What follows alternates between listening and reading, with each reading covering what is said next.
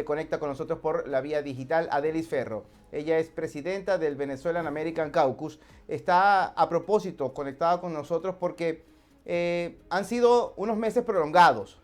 Desde el día 1 se ha observado una preocupación creciente de esta administración en la que la comunidad venezolana ha sido objeto de diversas acciones que van en contra de la tranquilidad de la comunidad de nuestros hermanos los venezolanos. Adelis, cuéntanos un poco cómo fue llegar a contar con el beneficio del estatus de protección temporal, así como lo fue el parol humanitario y posteriormente todo cambió. Bienvenida. Muchísimas gracias por la invitación, José.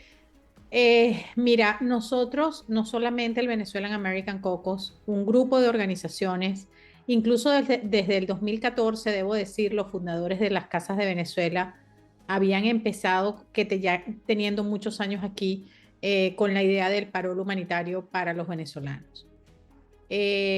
Cuando vinieron las elecciones del 2020, nosotros empezamos a hacer cabildeo tratando de llegarle a las dos campañas políticas. Lamentablemente a la del presidente Trump no tuvimos mayor acceso. Sí tuvimos a la del presidente Biden y se logró que él se comprometiera a prometer la protección temporal, el TPS para los venezolanos si llegaba a la presidencia. Efectivamente, él se comprometió, dijo que en los 100 primeros días lo otorgaría, después de haber estudiado toda la situación de Venezuela y de saber de primera mano todo lo que estaba pasando. Se logra que nos den la protección del TPS. Luego se logra la extensión, después el parol humanitario. Por todo esto se cabildeó, se habló con la administración, se trató de explicar por qué era tan importante, que era mucho más importante tener a la gente localizada, trabajando formalmente.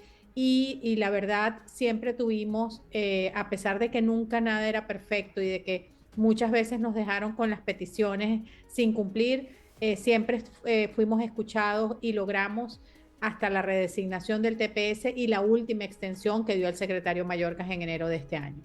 Y yo quiero decir algo con respecto a lo que tú dijiste como introducción. Sí es verdad que mucha de la narrativa que se escucha, incluso entre nuestra propia gente, los venezolanos, especialmente los que tienen poder comunicacional, hablar de que es que los criminales, es que dejaron que los criminales abusaran. Tú sabes que para que te otorguen el TPS tú tienes que pasar por un chequeo de antecedentes penales y de todo tu comportamiento desde que entraste a los Estados Unidos. E incluso si vienes de otros países, y no digo Venezuela por razones obvias de las relaciones de Estados Unidos y Venezuela, pero por ejemplo, la gente que venía de Ecuador, la gente que venía de Perú, la gente que venía de Colombia, todas esas personas fueron chequeadas sus antecedentes penales en esos países también. Y cuando en este país tú tienes TPS de cualquier país que seas y cometes dos infracciones de tránsito, José, eso es causal de que te eliminen el TPS. Ni hablar si cometes un delito un poco mayor. Entonces, toda esta desinformación que ha circulado acerca de las personas con TPS realmente eh, le hace un muy falaco favor a personas que de verdad están tratando de hacer las cosas bien en este país. Adelis, se ha visto, como tú lo acabas de mencionar, a través de redes sociales y también medios de información tradicionales, como la palabra TPS ha cobrado mucha resonancia durante esta administración.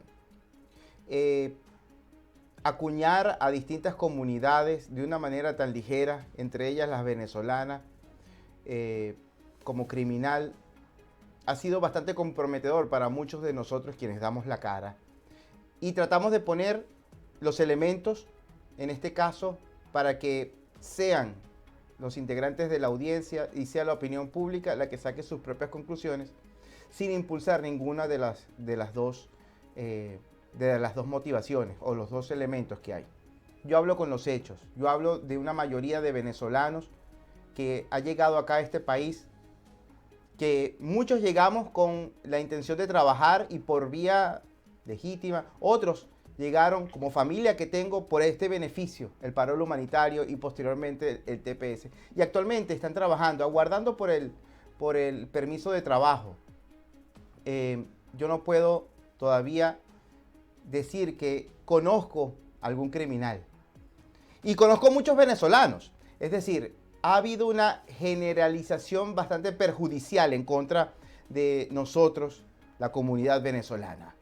Y reitero, hablo con los hechos. Hay estadística incluso que se ha presentado ante la Corte en relación al balance de quiénes han sido los beneficiarios de TPS que están vinculados a hechos delictivos. Y de hecho, ustedes cuentan con esos números.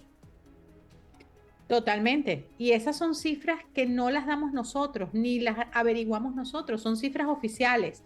Cada vez que yo le digo a la gente que el gobierno de los Estados Unidos tiene una página web del Departamento de Justicia y de cárceles de este país y que es pública y que todos tenemos acceso a esa información y que cuando tú entras y buscas a las personas condenadas que están cumpliendo condena en cárceles formales de los Estados Unidos por crímenes cometidos y los buscas por nacionalidad, José, hay solo 7 venezolanos cumpliendo condena. 7. Esa es la verdad. Cuando yo les digo que aproximadamente de manera no oficial somos 1.200.000 venezolanos en los Estados Unidos, no más de eso, y que aún diciendo una cifra extraordinaria de 10.000 personas que hayan cometido algún delito, que no es ni siquiera una décima parte de eso, y esos son cifras del gobierno y de la administración del presidente Trump, que dicen que habla de cientos en este momento, pero vamos a suponer que sean 10.000. Esos 10.000 de 1.200.000 sería 0.8%, ni siquiera llega al 1%. Y no es ese número, realmente el número alcanza como al 0.05%. Entonces, esta gente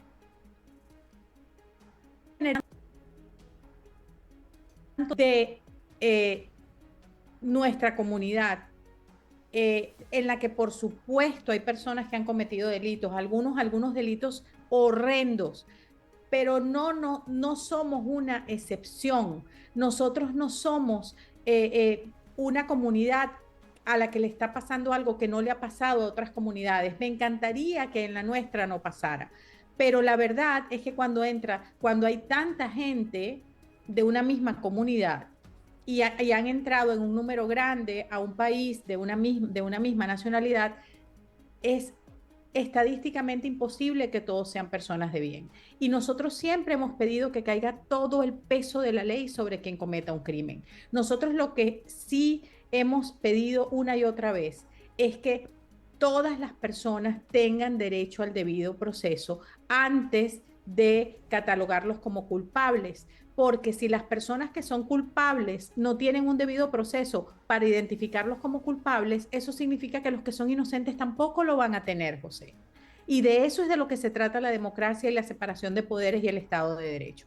Nosotros lo único que estamos pidiendo es que les den su debido proceso.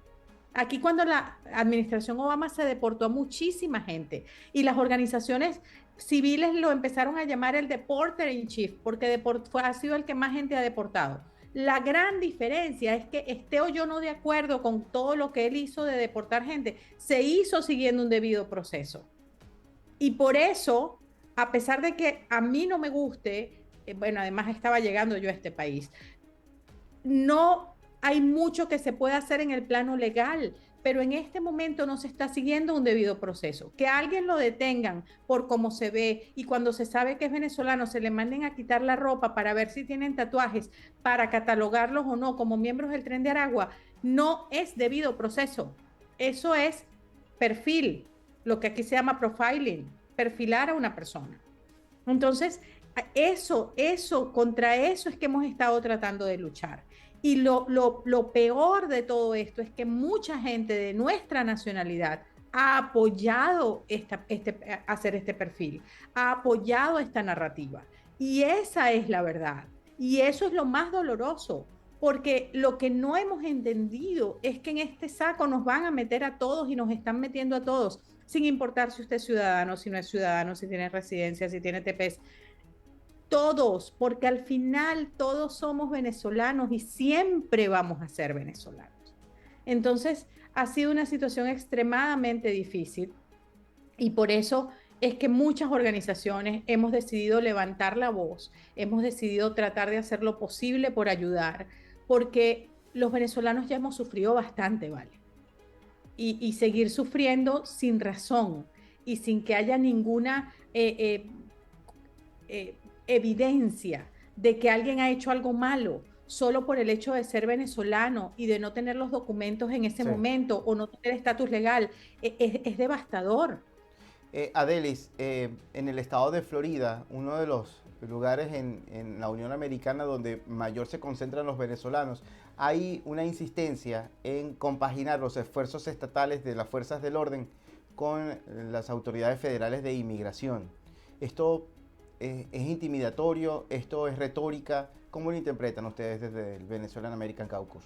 No, no es ninguna retórica. Mira, la ciudad de South Miami eh, decidió, antes de firmar el convenio, ir a la corte, José, y que fuese una corte quien decidiera si ellos estaban de verdad obligados a conciliar y a firmar estos acuerdos con el gobierno federal o incluso con el estadal, y según lo que decía la corte, pues ellos van a actuar de manera legal porque ellos lo que quieren es seguir la ley, pero no querían tomar decisiones que afectaran a su comunidad solamente por la presión que sentían del Departamento de Seguridad Nacional y de ICE. Lo que hizo, por ejemplo, la ciudad del Doral fue simplemente aceptar el acuerdo sin haber ni siquiera consultado con la corte como hizo esta otra ciudad, y la verdad es que de nuevo utilizo la palabra devastadora, porque la ciudad de Doral es donde más se concentra la población venezolana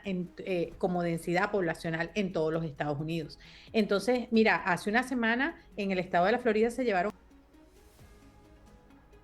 y obviamente lo que se está percibiendo es que esto va a ir escalando y cada vez se van a ir llevando más personas y cada vez van a haber más redadas de ICE. Entonces, la situación de los venezolanos es realmente desesperante, es una incertidumbre que yo de verdad no se la deseo a nadie, porque si yo que no estoy en esa situación siento esa incertidumbre, yo no me puedo imaginar o solo puedo imaginar cómo se sienten las personas que todas las mañanas se levantan sin saber cuál es su estatus legal o si va a pasar algo hoy, si me lo van a quitar, si me lo van a mantener, si hoy me quitan el permiso de trabajo. Personas que además tienen años aquí en los Estados Unidos, personas que muchos de ellos son políticos y que no han tenido su cita de asilo, que su estatus legal real se los dio el TPS. Entonces, y personas que pudieron hacer reunificación familiar trayendo a su gente con parol humanitario, familiares que no veían desde hace años.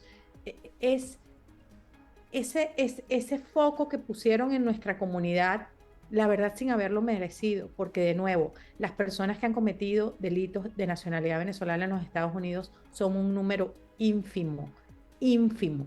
Que a usted no le guste cómo se ve cierto venezolano, o si a usted no le guste cómo habla un venezolano X, si a usted no le gusta cómo se comporta, eso no significa que esa persona sea un criminal ni que deba ser tratada como criminal. Nosotros tenemos que llevar la justicia en una mano y la humanidad en otra. Y yo sé que por eso muchos de nosotros, muchos de los líderes comunitarios venezolanos hemos sido criticados, pero es que no hay otra opción porque no tienen ninguna otra representación en este país. No los podemos dejar solos. Adelis, muchísimas gracias. Gracias por este acercamiento a la realidad que atraviesa en estos momentos la comunidad venezolana, así como otras nacionalidades que han sido amparadas, sus nacionales acá en Estados Unidos con el estatus de protección temporal y también con esta medida de amparo humanitario, el parol humanitario. No obstante, es la justicia ahora y esperemos la autonomía de los poderes que resuelva la incertidumbre por la que atraviesa. Muchísimas gracias y un saludo a todo el equipo. Saludos en casa. Muchísimas gracias igualmente. Seguro que sí.